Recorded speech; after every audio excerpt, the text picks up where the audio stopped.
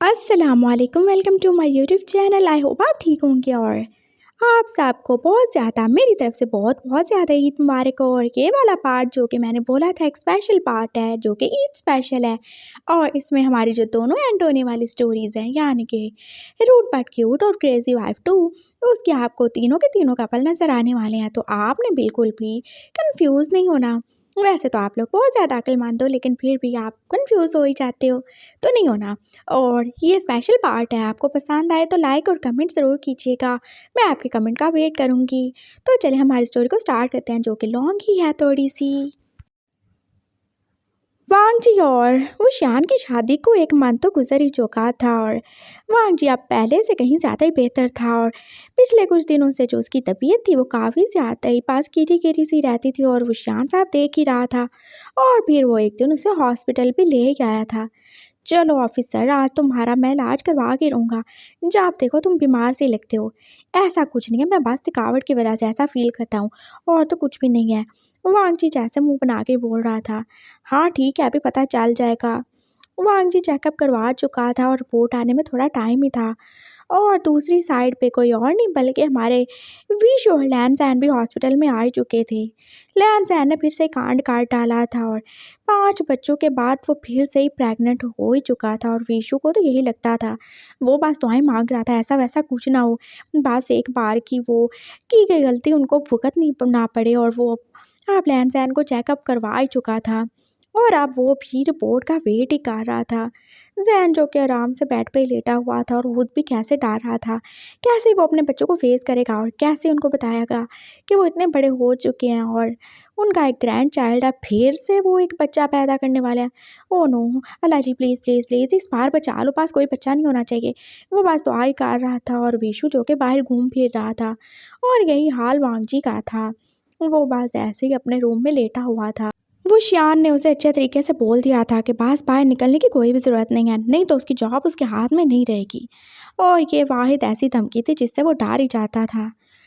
वो शियान जो कि अब रिपोर्ट लेने आ ही गया था। हाँ जी, किसकी रिपोर्ट चाहिए? मिसेस वी की। ओह ये लें। वो रिपोर्ट लेके चला गया था और थोड़ी देर के बाद वहाँ पे भी शियान भी आ ही चुका था। जी किसकी रिपोर्ट? अरे मिसेस वी की ना। तो आप लेके नहीं गए थे? अरे कब लेके गया, देखे ना वहाँ पे होगी। ओह हाँ है, मेरा ही दिमाग ख़राब हो गया है। वो लड़का जो काउंटर पे था थोड़ा कंफ्यूज ही हो गया और फिर उसे भी रिपोर्ट मिल ही चुकी थी। और अब रिपोर्ट वो देख ही रहा था और वो पॉजिटिव ही थी। या खुदा मैं किधर ही चला जाऊँ, मैंने इसको कितना ज़्यादा समझाया था, कुछ अकल काढ़ लो कुछ अकल काढ़ लो, लेकिन इसको तो समझ ही नहीं आ रही थी। इसके ऊपर तो बस ठरक पान का भूत सवार था। विशु जो कि ऐसे जाते जाते बोल रहा था अब वो कैसे अपने बच्चों को फेस करेगा और अपनी बेटी को। और वो तो खुद एक नाना बन चुके हैं, फिर से बच्चे पैदा करने जा रहा है। अब वो बस ऐसे ही चलता चलता अचानक से किसी से टकरा ही गया था और वो वांगजी था जिसे विशु पहचान नहीं पाया। तुम यहाँ पे बाहर क्या ही कर रहे हो? हाँ मैंने तुम्हें बोला नहीं था अंदर चलो। क्या हो गया है? मैं एकदम ठीक ठाक हूँ। वांजी जो कि बिल्कुल उसे पहचान नहीं पा रहा था और ना ही वो उसे। दोनों के हस्बैंड और वाइफ एक जैसे तो थे। और आपको ये क्या हो गया है? हाँ एकदम से कैसे बूढ़े बूढ़े से लग रहे हैं। हाँ बूढ़ा तो हूँ, तुम भी अपनी उम्र का कुछ लिहाज कर लो। मेरी उम्र? मैं बस 24 का हूँ। बस कर दो, तुमने कभी 24 से बड़े होना भी नहीं है। ये देखो क्या ही कांड काट डाला है तुमने। उसने रिपोर्ट उसे दिखाई थी और वांगजी जैसे उस रिपोर्ट को देख रहा था। हाँ तो क्या हो गया, प्रेग्नेंट ही हूँ और क्या है। तुम्हें प्रेग्नेंट नहीं होना चाहिए था। क्यों नहीं होना चाहिए था? हाँ मैं एकदम ठीक ठाक हूँ, मेरी हेल्थ कंडीशन बहुत ज़्यादा अच्छी है, बहुत ज़्यादा ही अच्छी है। अपना हाल देखो तुम, क्या है मुझे। सही है मैं ठीक ठाक हूँ, मुझे कुछ भी नहीं हुआ और आप मेरी इतनी ज़्यादा फिक्र मत किया करें। मैं जा रहा हूँ गाड़ी में, आप आ जाइएगा। वो इतना बोल के जैसे चला ही गया था और विशान को कुछ भी समझ नहीं आई। ये जैन को तो देखो कैसे अकड़ अकड़ के बात कर रहा है, एकदम तमीज़ ही भूल गया है। और दूसरी तरफ जैन था जो के पास विशु को ढूंढ रहा था और वो किससे ही टकराया था, वो श्यान से। तुम यहाँ पे क्या ही कर रहे हो? क्या कर रहा हूँ मैं? और आप ये कैसे मुझसे बात कर रहे हैं श्यान जी? ओह हाँ, अब तुम्हें पता चल गया कि तुम प्रेग्नेंट हो एकदम से, कैसे तुम मुझे इज़्ज़त देना शुरू हो गए। ये वो श्यान था और उसने लैन सैन की तरफ देख के बोला था, देखो तुम कितने ज़्यादा ही वीक लग रहे हो, तुम कैसे हिसाब करोगे? मैं तो पहले तुम्हारे लिए बहुत ज़्यादा परेशान हूँ। बस अब जो होना था हो गया ना श्यान जी, सब सही हो जाएगा। हाँ बस ठीक है, मुझे पता है तुम इसीलिए मुझे इज्जत दे रहे हो ताकि मैं तुम्हें ये बच्चा रखने दूँ। अगर तुम्हारी तबीयत ख़राब हुई ना या तुम्हें कुछ हुआ तो मैं सच में तुम्हारा अबॉर्शन करवा दूँगा। बकवास बंद करें, जो भी आपके मुँह में आ रहा है बोले जा रहे हैं। पहले नहीं करवाया तो आप क्यों करवाएँगे? पहले? पहले कब? ऐसा कब हुआ पहले? वो शियान को तो कुछ भी समझ नहीं आ रही थी। बस हो चुका है, आपका दिमाग जो है ना घूम ही चुका है। मैं गाड़ी में जा रहा हूँ, आ जाइएगा। वो उसे बोल के जा चुका था और फिर दोनों ही अपनी-अपनी गाड़ी में जा ही चुके थे और दोनों की बीवियाँ जो कि ऐसे मुँह ही बना के रखी हुई थीं। वो शियान जो कि अपने अलावा किसी और की बीवी को डाँट चुका था और वीशु भी जो कि ज़ैन के अलावा वांगजी को डाँट चुका था। खैर वो घर पहुँच चुके थे और वांगजी ने घर आके भी ऐसे ही मूड ऑफ रखा था। बजाय इसके कि उसका हस्बैंड खुश हो, वो कैसे नाराज़ सा ही हो रहा था। आपको खुशी नहीं हुई? अरे जानू मैं बहुत ज़्यादा खुश हूँ, लेकिन मुझे तुम्हारी फ़िक्र होती है, तुम्हारी ड्यूटी है, तुम कैसे ये सब मैनेज करोगे? ऑफ़ कोर्स मैं कर लूँगा, सब कर सकता हूँ मैं। वांगजी एक मर्द है और मर्द को दर्द नहीं होता। हाँ, और अब यही मर्द जब इतना बड़ा पेड़ लेके पुलिस की यूनिफ़ॉर्म पहनेगा तो फिर कैसे ही लगेगा? तुम्हें शर्म नहीं आएगी? कैसी शर्म? शादी की है तो बच्चे तो होंगे ही ना, और आप पता नहीं कैसी बातें करते रहते हैं। आप मुझे पता है क्यों खुश नहीं हैं? क्यों खुश नहीं हूँ मैं? इसीलिए खुश नहीं है ना क्योंकि आपको तो फिर कितनी ज़्यादा छुट्टियाँ करनी पड़ जाएँगी। बकवास बंद करो, ऐसा-वैसा कुछ भी नहीं है। वो शियान जैसे स्माइल करके बोला था और वांगजी एकदम से आके उसे आँख ही काट चुका था। खैर जो भी हो, मैं बहुत ज़्यादा खुश हूँ। मामा-पापा को कॉल करके बताएँ ना कि वो दादा-दादी बनने वाले हैं और लिज़ा वो कितनी ज़्यादा खुश होगी और पापा भी। फाइनली, फाइनली उनका ग्रैंडसन आने वाला है या ग्रैंड-डॉटर कोई भी हो सकता है। वो कितना ज़्यादा खुश था और वो शियान जो पास उसे बैग किए खड़ा था। थैंक यू सो मच, तुम मेरी लाइफ में आए। तुमने मेरी ज़िंदगी में जैसे आके बहार ही ला दी है। I love you so much. बस अपना और अपने बच्चे का ख्याल रखना।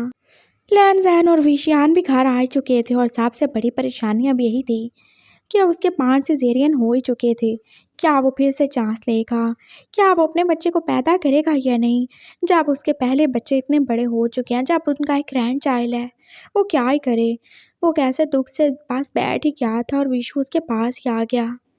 क्या हो गया है? शियान जी, अब क्या करें? मैं इस बच्चे को खोना नहीं चाहता। तो कौन कह रहा तुम्हें? लेकिन सब सही हो जाएगा। जो खुदा इस बच्चे को हमारी ज़िंदगी में लाया ना, वो इसे दुनिया में भी ले ही आएगा। तुम उसकी फ़िक्र ना करो। और डोंट वरी, हम इसे कोई भी अबॉर्ट नहीं करवाने वाले। ये हमारा जायज़ बच्चा है और अगर किसी को बुरा लगता है तो बुरा लगने दो। हमें ये बच्चा बहुत ज़्यादा प्यारा है। समझ गए तुम? तुम मेरी जान हो, तुम्हारा हर फ़ैसला मुझे जान से ज़्यादा कबूल है। लेकिन बच्चे और प्रिंस और मिमी उनको क्या बोलेंगे? क्या बोलेंगे? हम उनके माँ-बाप हैं, वो हमारे माँ-बाप नहीं हैं जो हम उनको जवाब देंगे। और वैसे भी कल तो हम वैसे ही सिंकियांग जा रहे हैं ना। हाँ, तो हम वहाँ पे चल के ईद मनाएँगे। मेरे फ्रेंड ने हमें इनवाइट किया ना ईद पे, तो हम वहाँ पे जाएँगे सब लोग और मिल-जुल के रहेंगे और फिर वहाँ बच्चों का अच्छा-सा मूड देख के मैं उन्हें बता ही दूँगा कि उनका नया भाई या बहन आने वाला है। सब खुश ही होंगे और सब सही हो जाएगा। कोई एक मिरेकल हो ही सकता है और देखना तुम, हमारा बच्चा बहुत ज़्यादा हेल्दी होगा और अच्छे तरीके से इस दुनिया में आ जाएगा। डोंट वरी माय लव, सब सही हो जाएगा। विशियान ने जैसे लैन-सैन को तसल्ली दी थी और वो उसे हाँ करके सो ही गया था। सुबह उन्हें सिंकियांग ही जाना है, जहाँ पे उनके फ्रेंड ने उन सबको ईद मनाने के लिए इनवाइट किया था और वो सभी तो जा रहे थे। हाँ, वो उनके पाँचों बच्चे, उनके बच्ची का बच्चा और तो और राजा रानी, वो सब भी इनवाइटेड थे। मामा पापा से इतना लंबा सफ़र नहीं होता था, इसलिए उन्होंने बोल दिया था कि वो घर में ही रहेंगे, उनको जाने की कोई ज़रूरत नहीं है। वो बस रेडी होने वाले थे और दूसरी तरफ वांगजी जो कि आप एक फ़ोन कॉल आने पे जैसे परेशान होके बैठा हुआ था। क्या हो गया बाबू? ये लो दूध पी लो। हाँ, हाँ, वो सर हमें सुबह जल्दी-जल्दी जाना होगा। क्यों? क्या हो गया? वो मेरी और पुलिस फ़ोर्स को वहाँ पे जाना होगा ना सिंकियांग में, वहाँ पे टेररिस्ट अटैक होने का खतरा है। Oh my God! तुम नहीं जा सकते, जानू तुम प्रेग्नेंट हो। सर हमें जाना तो होगा ना, ये मेरी ड्यूटी है, मैं पुलिस वाला हूँ। और वैसे भी अभी तो 1 मंथ हुआ है ना, मैं एकदम ठीक-ठाक हूँ। जानू नहीं, ऐसे नहीं, प्लीज़ नहीं जाओ ना। अगर तुम्हें कुछ हो गया, मेरे बेबी को कुछ हो गया तो मैं तो मारे जाऊँगा। सर कैसी बातें किए जा रहे हैं आप? मुझे कुछ नहीं होगा, मैंने बोला था ना। आपका वांजी स्ट्रॉन्ग है, वो बहुत ज़्यादा ब्रेव है, उसे कुछ भी नहीं होता। हाँ, लेकिन जो वांगजी के अंदर बेबी है वो स्ट्रॉन्ग नहीं है, वो अपने पापा की तरह है, वो बहुत ज़्यादा वीक है। उसके पापा भी कोई वीक नहीं है, समझ आई आपको? और ना ही मेरा बेबी वीक है। मैं भी तुम्हारे साथ चलूँगा, मुझे नहीं पता। हाँ, तो आप साथ चलेंगे ना? मेरा ख़्याल कौन रखेगा? मुझे टाइम से दवाई कौन देगा और मुझे दूध कौन देगा? ऑफ़ कोर्स आप देंगे। और वैसे भी मुझे कहाँ सर्वेंट लेके जाने की इजाज़त है, तो ऑफ़ कोर्स हस्बैंड ही लेके जाऊँगा। व्हाट? तुम मुझे हस्बैंड नहीं बल्कि सर्वेंट बना के लेके जाना चाहते हो? तो क्या आप नहीं हैं मेरे सर्वेंट? ऑफ़ कोर्स जानू, जैसे तुम बोलोगे मैं तो वैसे ही हूँ। ओह! वैसे तो मैं बाहर तुम्हारा ऑफ़िसर हूँगा, लेकिन घर में तो जानू तुम ही ऑफ़िसर हो। मैं तुम्हारा सर्वेंट हूँ, तुम मुझे ड्यूटी देते हो। Yes, exactly, you are right my boss. Wang ji ने जैसे उसे एकदम से खींची काट ली थी और वो शियान अब दोनों का सामान ही पैक करने वाला था। सुबह किस टाइम निकलना जानू? 5 बजे। ओह! अच्छा, सही हो गया। वो सामान पैक काट चुका था और फिर वो अलार्म लगा के सो भी गए थे। उन्हें सुबह सिंह की आंख जो जाना है और वांगजी जाके अपने पुलिस फोर्स को ज्वाइन ही करने वाला था, वहाँ पे टेररिस्ट के खिलाफ लड़ने के लिए। और फिर हमारी दोनों फैमिलीज जो कि सुबह सुबह अपनी अपनी फ्लाइट से सिंह की आंख के लिए निकल ही चुकी थी और वहाँ जाके उन्होंने एक ही होटल में रूम बुक कर लिए थे। वांगजी और विशियान तो वहाँ पे रहने वाले थे, हाँ, लेकिन लैंसैन विशु राजा रानी और उनके बच्चे वो तो अपने फ्रेंड के घर ही जाने वाले थे, लेकिन फ्रेंड जो कि ईद की शॉपिंग करने की वजह से शायद घर पे ही नहीं था। विशु ने उसे कॉल भी की थी, लेकिन अभी तो वो घर पे नहीं था, तो फिर उन्होंने यही सोचा था थोड़े टाइम के लिए सही, लेकिन वो इस होटल में रुक जाएंगे और फिर जब ईद का चांद नज़र आ जाएगा फिर वो शाम को अपने फ्रेंड से मिलने चले ही जाएंगे। और कैसा ही फ्रेंड था, हाँ, दूसरों को घर बुला के वो शॉपिंग ही करने चला गया था। वो अब रात को उसी एक होटल में रहने वाले थे और वहाँ के लोगों को भी कंफ्यूज करने वाले थे और एक दूसरे को भी। वो शियान बहुत ज़्यादा थक गया था, इसलिए वो रूम में बस लेटा ही हुआ था और वांगजी जो कि रूम से बाहर निकल के अब अपने बाकी साथियों से कांटेक्ट ही कर रहा था। हाँ, उसे थोड़ी देर के बाद ही बाहर उन सब को जाके ज्वाइन करना है। वो उनसे पूछ रहा था कि वो लोग पहुँचे हैं कि नहीं। और दूसरी साइड पे भी शियान जो कि बाहर ही निकल आया था। लैन जो भी कमरे में था और वो काफ़ी ज़्यादा थक ही गया था और बाकी बच्चे भी जैसे यहाँ से वहाँ इधर उधर घूमने फिरने में बिजी थे। विशियान जो के पास वांगजी को देख के एकदम से आगे ही बढ़ा था। तुम में अकल है कि नहीं है? क्या हो गया आपको? सर कैसे कर रहे हैं आप? मैं बात कर रहा हूँ। ये सर क्या होता है? हाँ, हस्बैंड को सर कौन ही कहता है? मैं कहता हूँ, और कौन कहता है? अच्छा जानू, मुझे पता तुम प्रेगनेंसी की वजह से मूड स्विंग्स का शिकार हो गए हो, लेकिन जानू ऐसे नहीं ना करो। चलो ना अंदर चलो, तुम्हारी तबीयत ठीक नहीं है। मेरी तबीयत एकदम ठीक है, मैं कितनी दफ़ा बोल चुका हूँ। और आप हो ना सर मेरा ख्याल रखने के लिए, मेरी टांगें दबाने के लिए और मुझे दूध पिलाने के लिए। अरे वाह, मैं तुम्हें दूध क्यों पिलाऊंगा? मेरे पास दूध कहाँ से आया? ये मजाक का टाइम नहीं है सर। हमें कितने सारे लोगों की जानों को बचाना है और आपको समझ नहीं आ रहे। अरे कितने सारे लोग हैं जानू, कितने सारे लोग हैं। एक बच्चा ही तो है तुम्हारे पेट में और बाकी सारे उनको तो हम संभाल ही चुके हैं ना, वो तो बड़े हैं। बस कर दें, आपने क्या ही संभाला हुआ है? मैं जाके संभालूंगा अपने बाकी सारे लोगों के साथ मिलके। तुम्हारा दिमाग ख़राब ही हो चुका है। मेरा कोई दिमाग नहीं ख़राब हुआ। आप चाहे यहाँ से चले जाएं, मैं खुद ही आ जाऊँगा। उसने जैसे विशु को धक्का ही मारा था और खुद वो आगे चला गया था। और दूसरी साइड पे आप लैंसैन जो कि अपने हस्बैंड को रूम में ना देख के जैसे परेशान ही हो रहा था। ये पता नहीं कहाँ ही चले गए। और थोड़ी देर के बाद विशान आ भी गया था। कहाँ गए थे आप? अभी तुम बाहर नहीं थे क्या? मेरा दिमाग ख़राब है क्या? हाँ, तुम्हारा दिमाग सच में ही ख़राब है, कहीं भी घूमने फिरने चले जाते हो और मेरा दिमाग भी घुमा ही देते हो। ये छठा बच्चा जो है ना, तुम्हें छठी का दूध ही याद करवा देगा और साथ में मुझे भी। क्या हो गया है? कुछ भी नहीं हुआ, चलो आओ तुम्हारी टांगें दुमाऊं। लेकिन आप क्यों?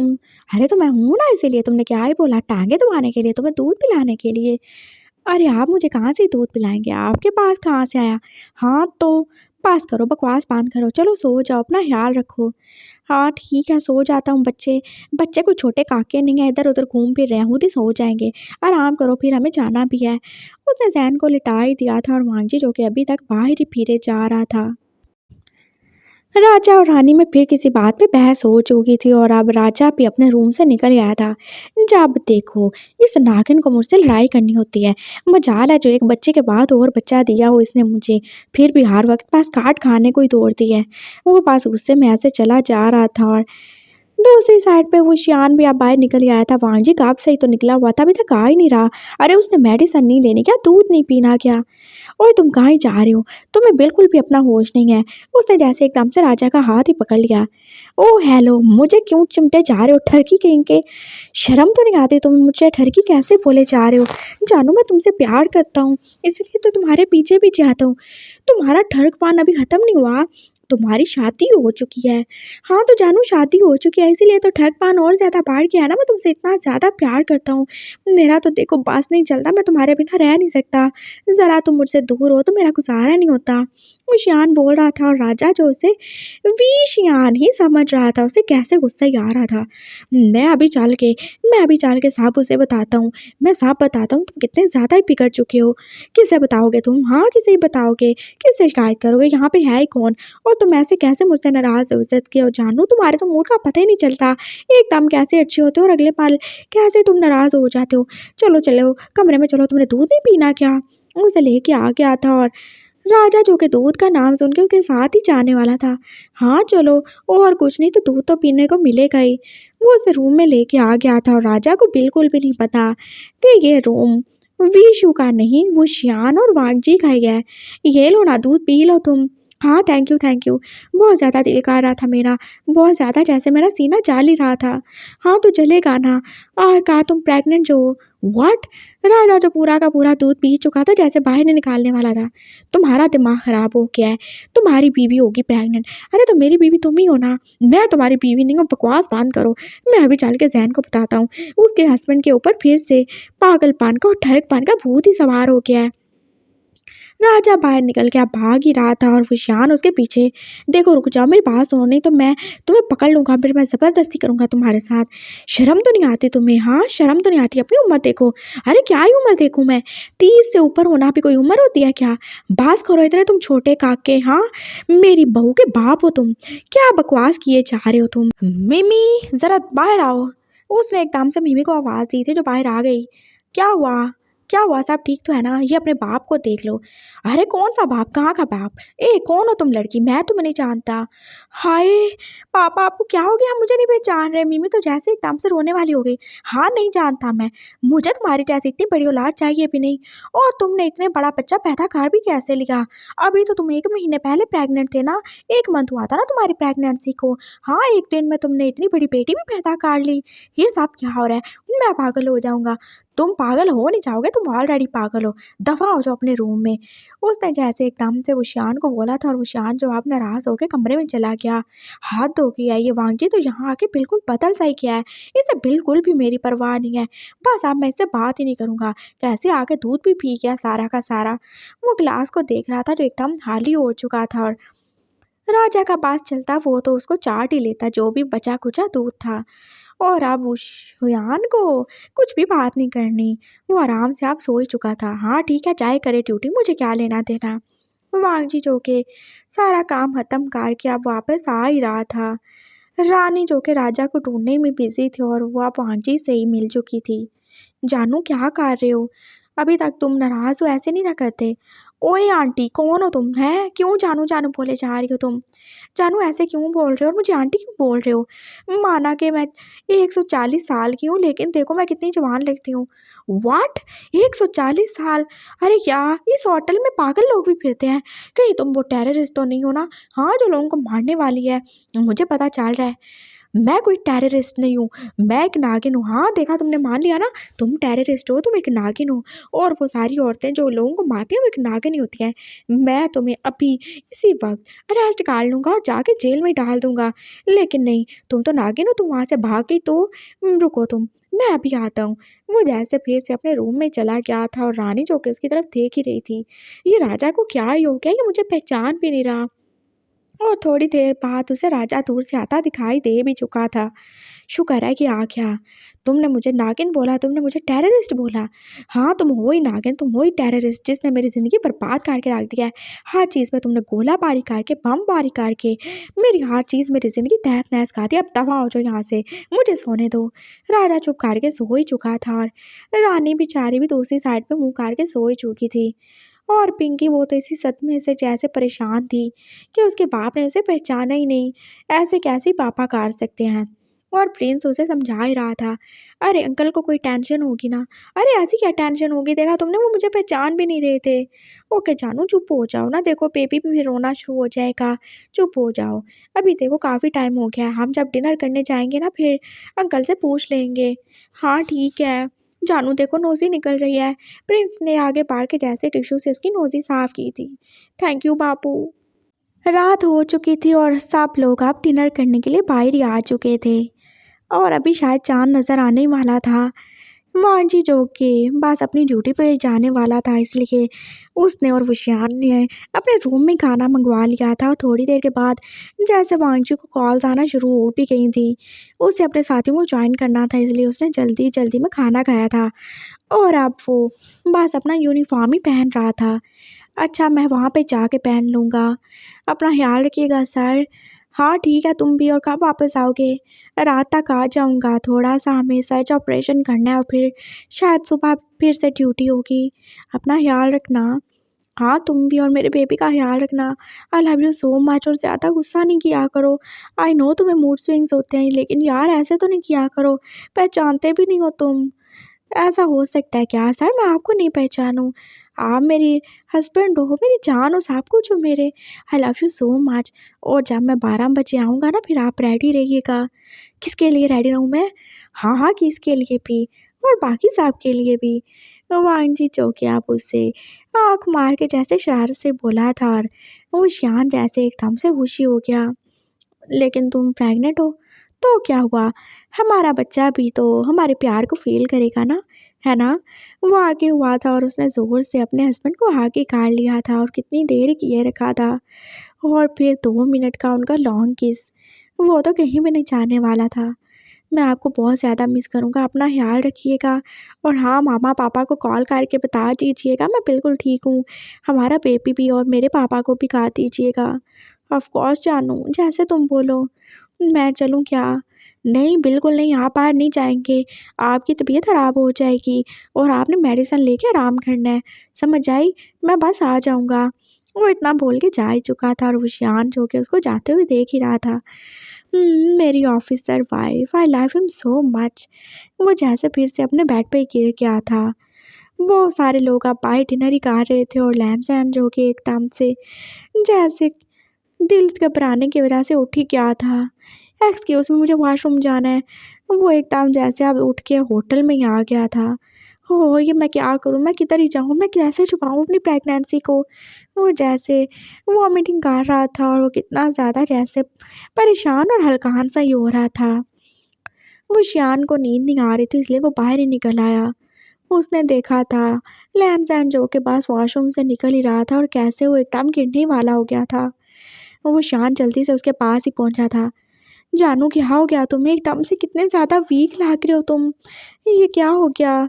कुछ नहीं शियान जी, वो बस उल्टियाँ आ रही थी मुझे, मैं क्या करूं? वो जैसे उसके गले ही लग गया। हाँ जानू, मैंने बोला था अपना ख्याल रखो, ऐसे कैसे चलेगा, तुम फिर बाहर चले जाते हो। हाँ जाना तो है ना, अब ज़ाहिर है सारी जिम्मेदारियाँ हमारी तो निभानी तो है ना, और भी तो आगे जाना है ना हमें। हाँ आगे जाना है, लेकिन जानू तुमसे बढ़ के कुछ भी नहीं। तुम एकदम से कैसे वीक से लग रहे हो, तुम्हारे सिक्स पैक कहाँ ही चले गए हैं? कौन से सिक्स पैक शियान जी, मेरे पास तो कभी भी नहीं थे ना, अब तो जानते हैं। अरे पागल थे नहीं, अभी 1-2 दिन पहले तो तुमने दिखाए थे मुझे। अरे कहाँ पे थे? और ये तुम्हें क्या हो गया है ऑफिसर, तुम इतने ज़्यादा बूढ़े बूढ़े से क्यों लग रहे हो? और ये उम्र वाली बात सुन के तो लहन-सहन को जैसे आग ही लग गई। खबरदार, आपको शर्म तो नहीं आ रही? आप मुझे बूढ़ा कह रहे हैं? हाँ, बूढ़ा हूँ मैं? कहाँ से बूढ़ा हूँ मैं? ये तो मेरी नन्ही सी उम्र में शादी हो गई, नहीं तो आप भी, मैं किसी से कम थोड़ी हूँ। और क्या ही होता है उम्र से? मैंने कितनी दफ़ा बोला है मेरी उम्र के ऊपर बिल्कुल भी बात मत किया करें। जानू देखो देखो तुम्हारे बाल, क्या मेरे बालों को हो गया है? हाँ, प्रेग्नेंट हूँ मैं तो इस वजह से ऐसा लग रहा हूँ मैं। और क्या तुम छोटे काकी हो क्या? मुझसे 4 साल बड़े हो। जानू 4 साल नहीं हूँ मैं, तुमसे 7 साल बड़ा हूँ। हाँ, क्या बोला? 7 साल बड़े हो? और आज तक जो तुमने 4 साल का बोला था वो झूठ बोला था। अरे मैंने कब 4 साल का बोला? तुमने मुझसे झूठ बोला। तुमने बोला था जब मैं 18 का था तुम 22 के थे। अरे मैं कब 22 का था? मैं तो देखो 31 का हूँ, तुम 24 की हो। बस बहुत ही हो गया, तुम्हारा दिमाग ख़राब हो चुका है, जाओ जाके आराम कर लो थोड़ी देर और मैं बाहर जा रहा हूँ, मुझसे ज़्यादा बात करने की ज़रूरत नहीं है शियान जी आपको। अरे लेकिन नाराज़ क्यों हो रहे हो?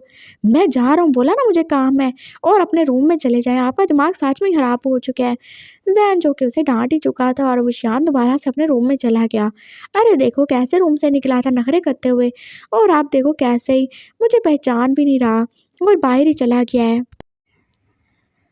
वो वापस से अपने रूम में आ चुका था और वो सो ही चुका था और लहन-सहन जो कि फिर से आके खाना खाने में बिज़ी हो चुका था। विशु जो कि अब उसके पीछे क्या था लेकिन उसको वापस ना पा के फिर से उसके पीछे क्या आ गया था। अब जानू कैसे हो तुम? ठीक हूँ मैं, बस आपने जो करना था कर लिया। जानू क्या ही हो गया? बस मुझसे से बात नहीं करें, आप कितने झूठे हैं। जानू मैंने क्या ही किया है? आपने बहुत ज़्यादा बुरा काम किया पापा, आप मुझे पहचान भी नहीं रहे थे। पिंकी एकदम से बोली थी। जानू कब भी? मैंने कब किया ऐसा कुछ भी? आपने किया दिन को। हाँ, तुम्हारे बाप का दिमाग फिर गया है। ये अजीब-अजीब बातें करता है, मुझे तो लगता है इन्होंने नशा करना शुरू कर दिया है। ये अब कोई और नहीं बल्कि राजा ही बोले जा रहा था, जिसके ऊपर विषया ने शायद पूरी नज़र ही डाल दी थी उसको वांगजी समझ के। अरे साहब मुझे क्यों ही बोले जा रहे हो? मैं मासूम हूँ। हाँ, बहुत ज़्यादा ही मासूम है, बहुत ज़्यादा ही मासूम है आप। आपको कुछ पता नहीं होता, जो मर्ज़ी आता बोलते जाते हैं, जो मर्ज़ी आता करे जाते हैं। अच्छा भई ठीक है, मुझे माफ़ कर दो, मैं ही गलत हूँ, सब गलती मुझसे ही हुई। विशु साहब से सॉरी बोल चुका था और साहब ने फिर उसे माफ़ कर भी दिया। हाँ, ज़ैन समझ सकता है, इतनी टेंशन में उसका दिमाग घूम ही चुका था। वो अब जा चुके थे और अब उन्हें चाँद नज़र आ ही चुका था। उसने अली को कॉल कर भी दी थी, जो कि उन्हें अपने घर इनवाइट कर रहा था। अब हम क्या रात के 10 बजे तुम्हारे घर आएँ? मैं अपनी फैमिली को नहीं लेके आ सकता भई, हम सुबह आएँगे ईद के दिन। ठीक है, अच्छे तरीके से खाना वगैरह आप बना के रखना, हम आ जाएँगे। विशु ने एकदम से बात ही खत्म कर दी थी और वो जाके अब अपने-अपने रूम्स में सो ही चुके थे। वांगजी रात के 12 बजे आ ही चुका था और वो भी अपने हस्बैंड के पास ही था और फिर बाकी रात उन्होंने एंजॉय ही किया था। हाँ, ड्यूटी से पहले अगर कुछ अच्छे पल मिल जाए तो क्या ही बुरा था। वांगजी जो कि विषयान के साथ हर पल को बस अच्छे से ही जीना चाहता था। वो जानता था उसकी ड्यूटी बहुत ज़्यादा टफ है और कल कुछ भी हो सकता है, उसे कुछ भी हो सकता है, वो अपने हस्बैंड से हमेशा के लिए दूर भी हो सकता है। इसलिए वो उससे आज बहुत ज़्यादा प्यार करना चाहता था। वो उससे कभी दूर नहीं जाना चाहता, वो उससे हद से ज़्यादा प्यार करने लगा है। इस 1 महीने में जैसे वो उसका इतना ज़्यादा आदी हो चुका है जैसे कोई ड्रग एडिक्ट ही हो और जिसके लिए उसका प्यार किसी ड्रग से कम नहीं था। सुबह के 7 बज चुके थे, सब लोग पैकिंग ही कर रहे थे। वो शियान जो अब रूम में ही रहने वाला था और वांगजी जो अपनी यूनिफ़ॉर्म पहन के रेडी हो ही चुका था।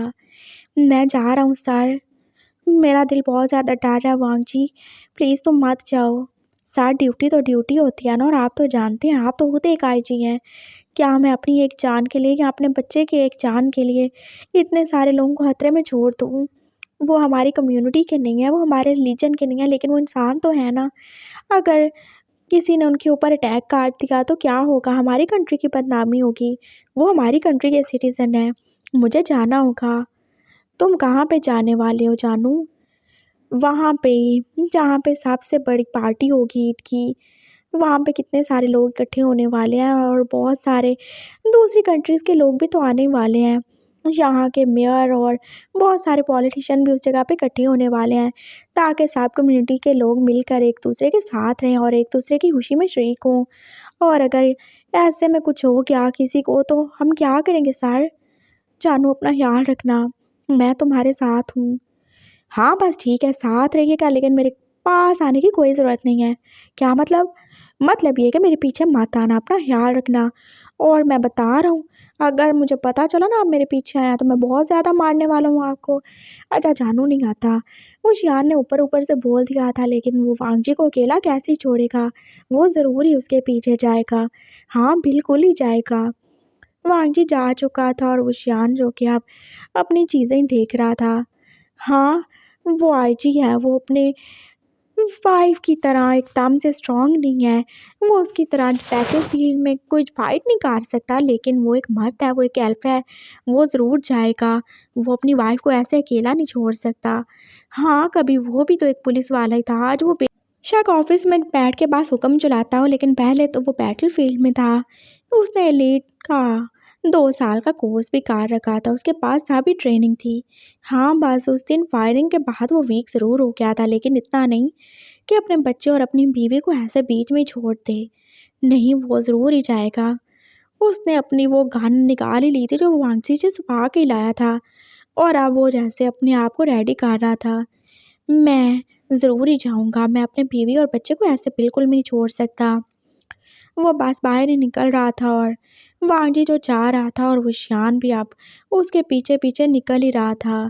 बाकी सब लोग यानी कि विशु, लैंज़ैन और उनकी फैमिली वो भी तो वहाँ पे जा ही रहे थे, जहाँ पे अली ने उन सबको इनवाइट किया था, और सब भी तो वहाँ पे पहुँच ही चुके थे।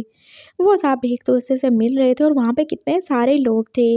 अली ने उनको एक खास जगह पे इनवाइट किया था और इसलिए वो वहाँ पे थे, और फिर बाद में वो उसके घर भी जाएंगे, अभी थोड़ी वापस चले जाएंगे।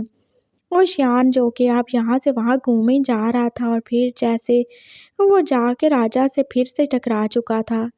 जानू, तुम ठीक तो हो ना? लगता है इसने फिर कुछ खा पी लिया है। हाँ, ठीक हूँ जानू। आपको याद नहीं है मैं कौन हूँ? मुझे सब याद है। तो आपको पता होना चाहिए कि कभी भी अपनी बेटी के ससुर को जानू नहीं कहते। राजा ने जैसे चल के ही बोला था, और फिर वो शियान ने एकदम जैसे उसकी आंखों की तरफ ही देखा था। वो आंखें वांगजी की तो नहीं थी, वो तो ग्रीन आंखें थी। हाँ, उसकी बॉडी, उसकी शक्ल सूरत सब वांगजी जैसा था, लेकिन उसकी आंखें नहीं। वो शियान एकदम जैसे उसके करीब होके उसे स्मेल ही करने लगा था। अब ये कुत्तों वाली आदत कहाँ से ही आ गई तुम में? उसने बोला था, और वो शियान को जैसे एकदम से गुस्सा ही आ गया। तुम्हें शर्म तो नहीं आ रही? हाँ, माना तुम मेरी वाइफ नहीं हो, लेकिन इसका मतलब ये नहीं तुम मेरी इंसल्ट करोगे। उसने एकदम से अपनी कार निकाल के जैसे राजा के सर पे रख ली थी, और राजा एकदम से चुप हो गया। कौन हो तुम? तुम विशु तो नहीं हो? कौन विशु? मैं कोई विशु नहीं हूँ, मैं विशियान हूँ। और तुम कौन हो जो मेरी वाइफ जैसे दिखते हो? तुम्हारी वाइफ? लेकिन मैं तो लैंज़ैन जैसा हूँ ना, वो मेरा भाई है। नहीं, तुम वांगजी जैसे हो, तुम मेरी वाइफ जैसे हो। व्हाट द हेल, ऐसे कैसे हो सकता है? ऐसा ही है, ये देखो। उसने एकदम से अपना वॉलेट निकाल के उसमें अपनी और वांगजी की शादी की फ़ोटो भी उसे दिखाई थी। ये क्या ही मजाक है? तुम विशु जैसे हो, तुम्हारी वाइफ उसकी वाइफ जैसी है। व्हाट? अब ये विशु कौन है? विशु वो है जो कि लैंज़ैन का हस्बैंड है। और लैंज़ैन कौन है? लैंज़ैन विशु की वाइफ है। तो तुम कौन हो? मैं राजा हूँ। ओह माय गॉड, मैं पागल हो जाऊंगा। और तभी जैसे एकदम से फायर ही हुआ था कहीं से, और वो शियान एकदम से अलर्ट ही हो गया। देखो, तुम जो भी हो, मुझे पता चल गया तुम मेरी वाइफ नहीं हो, लेकिन क्या तुम मेरी हेल्प करोगे? कैसी हेल्प? मेरी वाइफ वो एक पुलिस ऑफिसर है, और वो यहाँ पे ही है, और तुम जानते हो यहाँ पे टेररिस्ट अटैक होने वाला है, और देखो अभी गोली चली, यहाँ पे कितने सारे लोग हैं। ओ माय गॉड, तुम क्या मेरी हेल्प कर सकते हो? तुम्हें गन चलाना आता है क्या? मेरी हेल्प करो। मेरी वाइफ प्रेग्नेंट है, उसे कुछ नहीं होना चाहिए, प्लीज़ मेरी हेल्प करो ना। तुम मेरे साथ हेल्प करोगे ना? देखो, मैं देख सकता हूँ तुम काफ़ी ज़्यादा स्ट्रांग हो, और तुम में काफ़ी तेज़ अल्फ़ा पावर को मैं फ़ील कर सकता हूँ, और जो तुमने फ़ील नहीं किया वो मैं तुम्हें दिखाता हूँ। व्हाट? क्या फ़ील नहीं किया मैंने? राजा ने जैसे एकदम से अपनी आंखें बंद करके खोली थी, और उसका नाग वाला रूप वो तो वो शांत देख ही चुका था। मैं ये हूँ, मैं इंसान नहीं हूँ। Oh my God. हाँ, लेकिन तुम डरो नहीं। तुमने अच्छे काम के लिए मेरी हेल्प मांगी है, तो मैं ज़रूर ही करूँगा। डोंट वरी, राजा कभी तुम्हें अकेला नहीं छोड़ेगा, और तुम मेरे विशु जैसे हो। आई एम सॉरी मैंने तुम्हारे साथ जो भी किया, लेकिन मैं तुम्हारे साथ हूँ, हम किसी को नहीं छोड़ेंगे। हम किसी को भी, किसी मासूम को नहीं मारने देंगे। ओके, ये लो गन। वो शियान ने अपने पास दूसरी गन भी थी जो कि राजा को दे दी थी, और अब वो राजा के साथ ही जाने वाला था। हाँ, वो दोनों मिल के जाएंगे टेररिस्ट के खिलाफ, वो पुलिस के साथ मिल के लड़ेंगे, और अपनी वांजी का भी तो उसे ध्यान रखना ही था। राजा कब से ही वापस नहीं आ रहा था और रानी जो परेशान हुई जा रही थी। इसको पता नहीं क्या हो गया। अभी मैंने फायरिंग की आवाज़ सुनी, वो जैसे विशु के पास ही आई थी। भैया जाओ ना उसको देख के आओ, वो देखो कब से नहीं आ रहा, वो 2 दिन से नाराज़ है, बात ही नहीं कर रहा। हाँ तो जब तुम उसे टाइम नहीं दोगे, इससे सीधे मुँह बात नहीं करोगी तो वो नाराज़ ही होगा। और देखो मैं देख रहा हूँ तुम सच में बदल चुकी हो रानी, तुम मुझसे प्यार नहीं करती, तुम पहले जैसी नहीं हो। देखो मेरा ज़हन है ना, हम कितने साल से साथ हैं और कितना टाइम हो गया हमारी शादी को, लेकिन वो आज भी मुझ पे कितना ज़्यादा प्यार करता है, कितना ज़्यादा ट्रस्ट करता है मुझ पे। हाँ भैया, तो मेरी बहन अपनी ज़िंदगी को अच्छे से गुजारो और प्लीज़ राजा के साथ मिसबिहेव मत किया करो। प्लीज़ आप उसे ढूंढ के ले आए, मेरा दिल बहुत ज़्यादा ही घबरा रहा है। अगर उसे कुछ हो गया तो अरे कुछ भी नहीं होगा, इनफैक्ट वो तो 10-15 को डांस के ही आएगा। विशु आप राजा को ढूंढने जा ही चुका था और फिर उससे वो मिल भी गया था पुलिस की यूनिफॉर्म में। राजा ये तुम क्या ही किए जा रहे हो, अब ये क्या है। वांगजी एकदम से फिर से जैसे तंग आ ही चुका था। मैंने आपको बोला नहीं था मेरे पीछे आने को। अच्छा बात भी करो, अब कितनी लड़ाई करोगे। देखो तुम्हारी ऐसे लड़ाई करने की आदत बहुत ज़्यादा बुरी है, ऐसे गुस्सा नहीं करना चाहिए। देखो ज़िंदगी का कोई भरोसा नहीं है, कभी भी कुछ भी हो सकता है, हमें मिलजुल कर रहना चाहिए ना प्यार से। उसने बोला था और वांगजी एकदम चुप ही हो गया। वो अपने कान को लेके एकदम से अलर्ट ही तो खड़ा था और वो सारे लोग अब उसी जानब जा रहे थे जहाँ से फायर हुआ था। विशु जो कि उसे राजा समझ के रानी के लिए समझा रहा था और वांगजी यही समझा था कि ये वुशियान है जो कि बस उसे समझा ही रहा है कि उन दोनों को मिलजुल के ही रहना चाहिए। आप सही कह रहे हैं शियान जी, हमें ऐसे ही रहना चाहिए। मैं बहुत ज़्यादा शर्मिंदा हूँ आपसे। अरे बस इसमें शर्मिंदा होने की क्या ही बात है, तुम तो मेरे प्यारे भाई हो ना। उसने जैसे आगे बढ़ के वांगजी को हाथ किया और वांगजी ने उसे दूर ही धक्का मारा। पागल गधे उल्लू कहेंगे, शर्म तो नहीं आ रही तुम्हें। अरे क्या ही कहा दिया मैंने, और तुम मुझे ऐसे धक्का क्यों मार रहे हो। तुम अपनी बीवी को अपना भाई कह रहे हो। राजा, तुम मेरी बीवी नहीं हो। कौन सा राजा, मैं राजा नहीं हूँ, समझ आई तुम्हें। और तुम्हें क्या हो गया, अभी तुम्हें मैं रूम में छोड़ के आया था, तुम ठीक ठाक थे, एकदम कैसे तुम फुटे हो गए। और ये ग्लासेस कब से लगवा ली तुमने, और तुम्हारे बाल एकदम से सफ़ेद कैसे हो गए, क्या हो गया तुम्हें। हाँ कौन से सदमा ले लिया तुमने।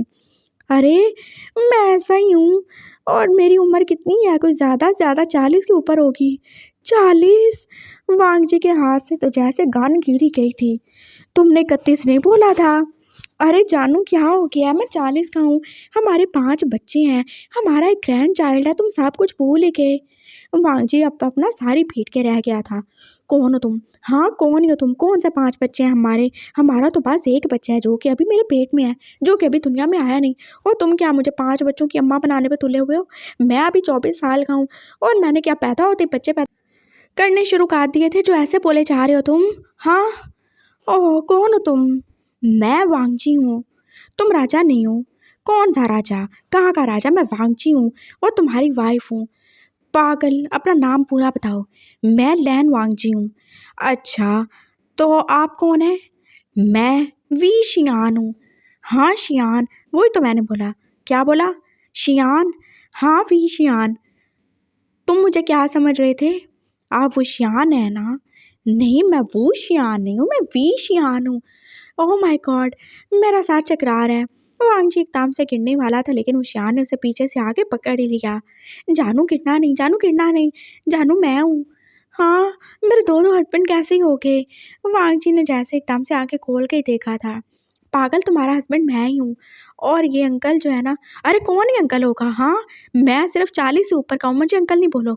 हाँ ये जो छोटे भैया हैं, ये जो है ना किसी और के हस्बैंड है, लेकिन ये मेरे जैसे हैं, और इनकी जो वाइफ है वो तुम्हारे जैसी हैं। तो सब कन्फ्यूजन क्लियर हो चुकी। अच्छा तो ये इनकी वाइफ हैं।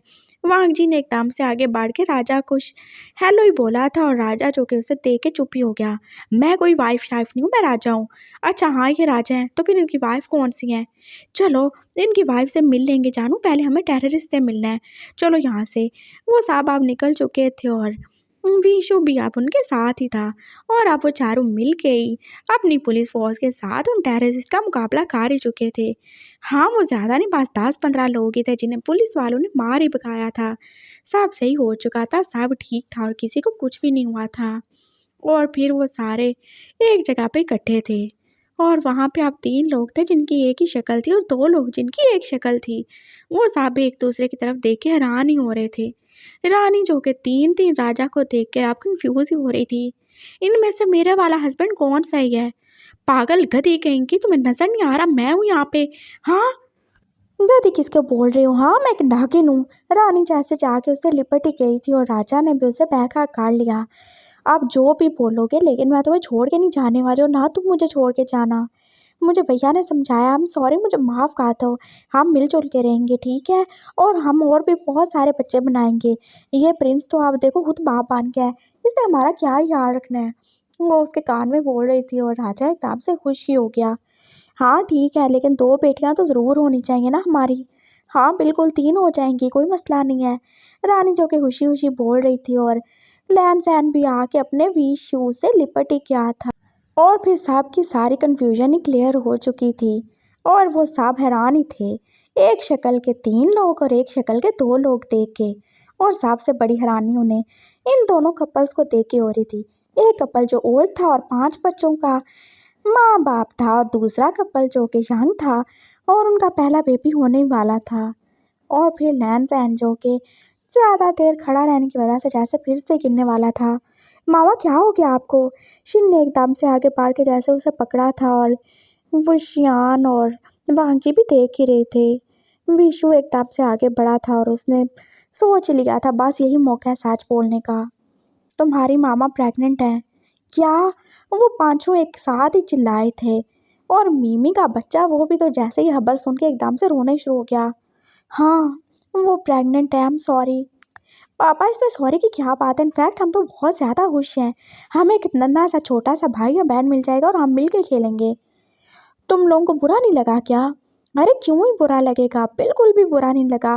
वो सारे बोल रहे थे और विशु एकदम से खुशी हो गया। थैंक यू सो मच बेटा। तुम्हारी मामा और मुझे बहुत ज़्यादा बुरा लग रहा था, हमें डर था शायद तुम इस बच्चे को एक्सेप्ट नहीं करो। अरे क्यों ही नहीं करेंगे, हम भी पेरेंट्स बनने वाले हैं। वांग जी ने बोला था, फिर साहब उन्हें भी कॉन्ग्रेट्स सिखा रहे थे और आप साहब ने मिलकर ईद मनाई थी। इस ईद में सबके लिए खुशियाँ थी और जो भी बुराई थी वो तो ख़त्म हो ही चुकी थी ना। वो सब अब अपने अपने घर आ चुके थे और जैन जिसकी तबीयत अभी तक ठीक हो ही नहीं रही थी, वो क्या ही करता। वो फिर से क्लिनिक आ चुका था और वहाँ पे फिर से अब ईशान और वांगजी भी थे। वो भी तो अपना वीकली चेकअप करवाने के लिए गए थे। क्या हुआ सर, आप इतने ज़्यादा परेशान क्यों ही लग रहे हैं? वो शियान ने भी शियान से पूछा था और फिर उसने बता ही दिया था। जैन 5 बच्चे पैदा कर चुका है सी सेक्शन से और आप वो छठी बार प्रेग्नेंट है। वो कैसे इस बच्चे को पैदा करेगा? तुम जानते हो छठा चांस नहीं होता। मैं बहुत ज़्यादा परेशान हूँ उसके लिए, हम अपने बच्चे को खोना नहीं चाहते। वो कितना ज़्यादा सैड लग रहा था। तो इसमें परेशानी की क्या बात है? हम आपकी हेल्प करेंगे सर। वांग जी जो एकदम उसके पास ही आ गया था। क्या मतलब? तुम कैसे हेल्प करोगे? ऑफ कोर्स मैं कर सकता हूँ। मैं को मैं हूँ और मैं प्रेग्नेंट हूँ। हाँ तो? विशु को कुछ भी समझ नहीं आ रही थी। आपकी वाइफ, हाँ चाहे वो मानती नहीं लेकिन शायद वो इस बेबी को कैरी नहीं कर सकते और ना पैदा कर पाएंगे और मैं नहीं चाहता आप अपने बच्चे को खोएं। मैं आपके बच्चे को पैदा करूँगा। जानू क्या बोले जा रहे हो तुम? जानू सही बोल रहा हूँ मैं इनके बेटे की या बेटी की सैरोगेट मदर बनूँगा। आप अपनी वाइफ से बात कर लें। मैं इतना ज़्यादा वीक नहीं हूँ, मैं बहुत ज़्यादा स्ट्रॉन्ग हूँ ना, है ना सर? मैं स्ट्रॉन्ग हूँ ना? ऑफ कोर्स जानू तुम बहुत ज़्यादा स्ट्रॉन्ग हो, लेकिन तुम्हारी ड्यूटी, ड्यूटी का क्या है सर? एक जान से बढ़कर कोई ड्यूटी नहीं होती। मैं जैसे अपने बच्चे को अपने अंदर रखूँगा मैं इनके बच्चे को भी रखूँगा। मैं इनकी खुशी नहीं छीनना चाहता। ये हमारे जैसे हैं तो इनकी खुशियाँ भी हमारे जैसी होनी चाहिए ना। जब हम अपने बच्चे को पहली बार देखेंगे इनको भी देखना चाहिए। वांग जी बोल रहा था और वो शान ने जैसे उसे आग ही काट लिया। तुम सच में ग्रेट हो Wang ji. I am so proud of you. तुम सच में ऑफिसर वांग जी हो। तुम जितने ज़्यादा ब्रेव लगते हो, तुम जितने ज़्यादा हेल्थी हो, तुम्हारा दिल भी उतना ज़्यादा बड़ा है। तुम सच में ग्रेट हो। I love you so much और मुझे तुम पे बहुत ज़्यादा ही फ़ख्र है। आप देखिए उनका क्या ही फैसला होता है। और फाइनली थोड़ी सी मुश्किल के बाद जैन मान भी गया था। क्या तुम मेरे बच्चे को संभाल पाओगे? ऑफ कोर्स संभाल लूँगा अंकल। अंकल किसे बोला तुमने? आई मीन मेरा मतलब है सर, मैं संभाल लूँगा। और वैसे भी देखिए मैं पुलिस वाला हूँ, मैं ज़्यादा स्ट्रॉन्ग हूँ, मैं ज़्यादा खाता पीता हूँ, मेरे पास 6 पैक्स भी हैं। हाँ, जो कि आप बिल्कुल नहीं रहने वाले। वो शियान ने उसे याद ही करवाया था। हाँ, व्हाटएवर जो भी हो। तो सर मैं आपके बच्चे को संभाल लूँगा। वैसे भी आपने 5 बच्चे पैदा किए ना, बस बहुत है। और डोंट वरी, मैं अपने बच्चे का और आपके बच्चे दोनों का ख्याल रखूँगा। वांगजी ने बोला था और लैन जो से हाँकी काट चुका था। Thank you so much. वैसे मुझे कहना नहीं चाहिए लेकिन थैंक यू सो मच बेटा। हाँ ठीक है, आप अपनी उम्र मान ही ली है। वैसे मेरी कोई इतनी ज़्यादा उम्र नहीं है, जब मैं 18 का था तब मेरी शादी हुई थी। लैन सारों से बताने लग गया था कि कैसे वो छोटी सी उम्र में बस माँ ही बन गया था। और वांगजी चौंकेबाज उसकी बातों पे स्माइल ही कर रहा था। उसने हमेशा दूसरों को ही खुशी दी थी, हमेशा अपने से पहले दूसरों का सोचा था। आज से 1 महीना पहले उसने वो शियान की बात मानी थी, उसकी मामा की बात सुनी थी। और आज 1 महीने बाद वो बाज विशु और लैन जैन की हेल्प कर रहा था क्योंकि उसे अच्छा लगता था। फाइनली ये प्रोसीजर हो ही चुका था। अभी प्रेगनेंसी को ज़्यादा टाइम नहीं हुआ था, इसलिए सैरोगेसी का प्रोसेस भी सही हो ही चुका था। वांगजी के अंदर अब दो ही बच्चे थे और वो अब दोनों के साथ ही प्रेग्नेंट था।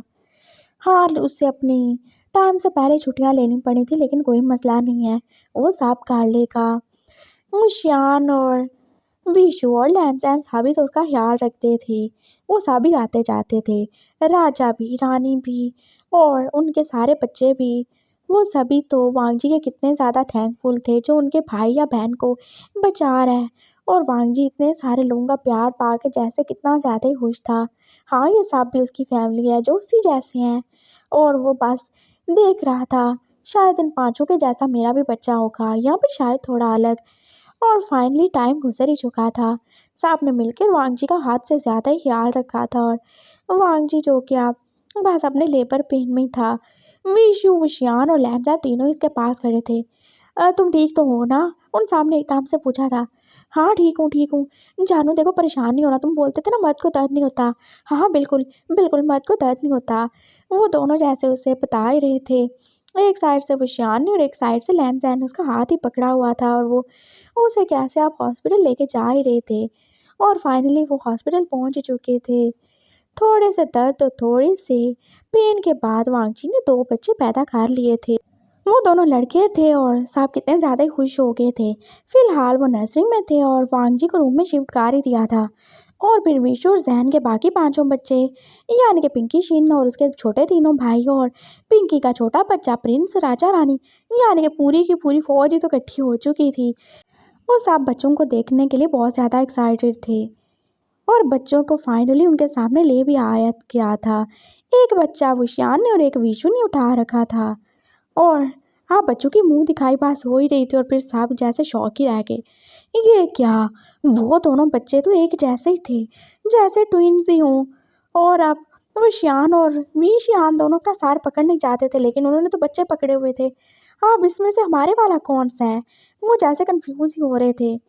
होए, तुम लोगों की अकल क्या काम नहीं कर रही थी? जब माँ बाप की शक्लें एक जैसी हैं दोनों की, तो फिर बच्चे भी तो एक जैसे होंगे। राजा ने बोल ही दिया था। कोई बात नहीं, कोई बात नहीं, हम बच्चों का डीएनए करवा लेंगे। हाँ बिल्कुल। विशियान और विशियान को यही हाल सही लगा था और फिर उन्होंने करवा भी लिया। दोनों कपल्स को अपना अपना बच्चा मिल ही चुका था टेस्ट की वजह से। और वो दोनों अपने अपने घर ही जा चुके थे। हाँ, वो बहुत ज़्यादा कंफ्यूज हो चुके थे, बहुत ज़्यादा ही। फाइनली सब कुछ सही से हो ही गया था और वो वांगजी के थैंकफुल ही थे। वांगजी जो कि अपने पापा को अब नाना बना ही चुका था और टाइगर ने तो पापा को न जाने कितनी दफ़ा ही दादा बना दिया होगा। मामा पापा भी आए थे और वो कितने ज़्यादा ही खुश थे। और उन्होंने वांगजी की ये वाले सेक्रीफाइस सुन के तो उसे कितना ही ज़्यादा सराहा था। और मामा तो जैसे उसके फोरहेड पे किसी कर रही थी। तुम सबसे अच्छे और मेरे बेटे को कोई तुमसे अच्छा मिल ही नहीं सकता था। थैंक यू मामा। नो, थैंक यू, तुम अच्छे हो, मामा बोल रही थी। और फिर वो सब अपनी अपनी लाइफ में जैसे हैप्पी थे।